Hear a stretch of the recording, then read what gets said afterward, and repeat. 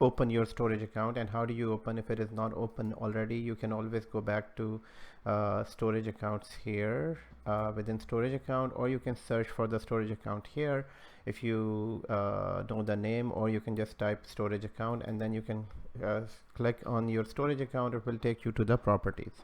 So within the storage account, you can see this is the overview screen, and here it gives you the 4 things that we can do within the storage account. Within the storage account here, this is the activity log. Whatever we do in the storage, it is recorded here, and it's a detailed activity log. Here we can provide access to whoever needs access to the storage account, and I will be going into that in another video discussing the security aspect of the storage account. Tags is just a name tag, or that we can just to label the storage account for reporting purposes. Here, diagnose and solve, these are like facts. Frequently asked questions. Based on the customer feedback, Microsoft has provided solutions for many for a lot of for different type of issues that people have experienced. And here we have data transfer. Data transfer is basically it's a resource provided. Before it was not there. It's a new addition where you can basically calculate the amount of data. And let's say if I calculate a storage account and then I select a scenario for move account to a new subscription, then Microsoft will provide us help that how can you move, and which commands and which and what type of application can help you complete this task. In the same time, you can also say that I need to move 50 GB of data, and then approximately available bandwidth is 45 GB based on your whatever your account your bandwidth settings are, or whatever bandwidth you have for internet. So basically this is just a help. Here we're not doing anything technical, but this is just for providing extra support from Microsoft. And here in the event, we can set up events based on the events that are happening within the storage account. We can make some decisions. We can make a workflow application here based on, let's say, disk is full. So what do you want to do if the disk is full? One thing is that you can log into the storage account and then you can delete the temporary file, or you can completely automate this process by using the Logic app. Here we have a Explorer, Storage Explorer. That's an additional tool where you can manage storage account right from the Storage Explorer. In another video, I'm going to show how this works. So in this so here in this video, what I'm going to do, I'm going to create a container. Now containers are basically like a website to store your images, store your videos. It will be accessed through a link as well. So so here, I mean, it's not a FTP site, but it is like an FTP site, which is not like a folder or a drive, but it's an online repository where you can upload and connect to your images. So here I'm going to name this container as demo container 001, and the access, there are 3 access. This is the most restrictive, which is private access, and then we have blob access, container access. So if I go with private access, then only it is not open to anyone. It is not open to anyone, but it will be only open to explicitly the people that I give access to. So I'm going to create this demo 001 for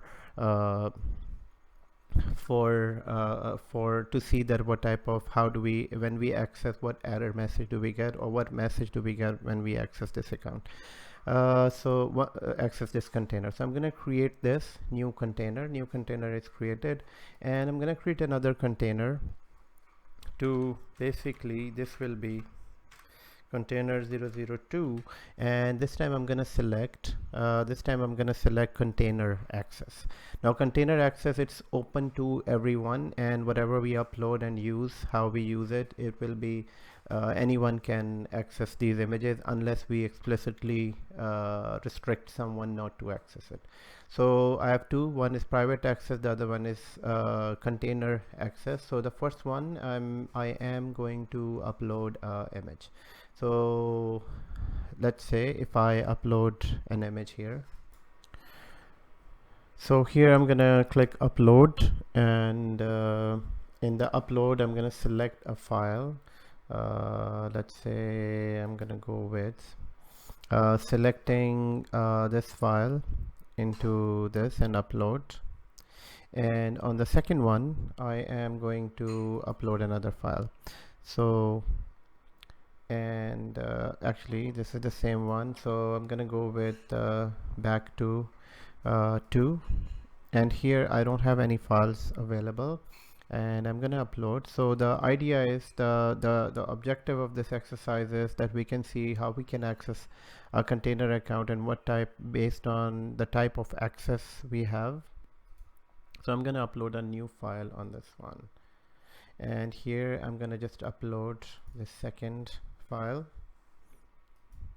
So now I have two containers and one file and two files. So let's access them. So first of all, in order to access this, it is uploaded. So in order to access this, I'm gonna just open this file, and here the properties, and here I'm gonna use this link, and from here I can just copy this, and as soon as I open this, opens the file. But if I go to the second one, which is storage account, and I'm gonna go back to the container, so it's right here. So this is how we can access the images, and in this one I'm gonna go to that other container with the private access and open this file, click on this file. So whoever needs to access the file, we need to provide basically this link. So I'm gonna provide this link and try to open this now.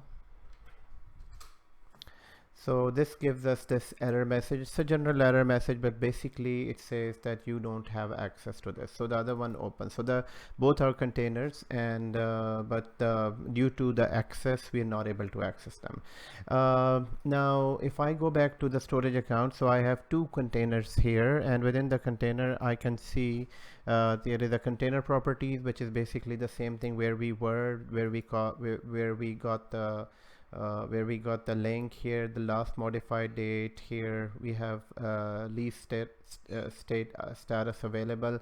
If we want to lease this container to someone, if someone is already using this container and we want to give it to them, then we can lease it to them. Let's say a web developer needs to use this container and you don't want others to use the same container. You can create containers for others, but once it is leased and they don't release that lease, they don't release it, others cannot use it. So here, let's say if I go back to this, and with this container I can go to lease, acquire lease. So it is basically leased now. And if I go to the status, so this is the table indicates that the request of acquiring lease on the specified container. So I can close this down. So this is how we can work with with container. If I go into that container again one more time, here I can change access level, change it from private to, or container type to private access level. And here if I click on the image, within the image, so you cannot create more container inside a container. Once you create a container, then basically that container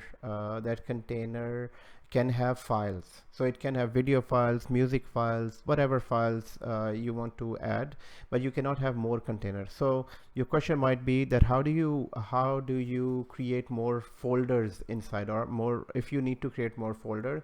So the only way is that you need to create more containers. So one container, you need to create more container on the root level.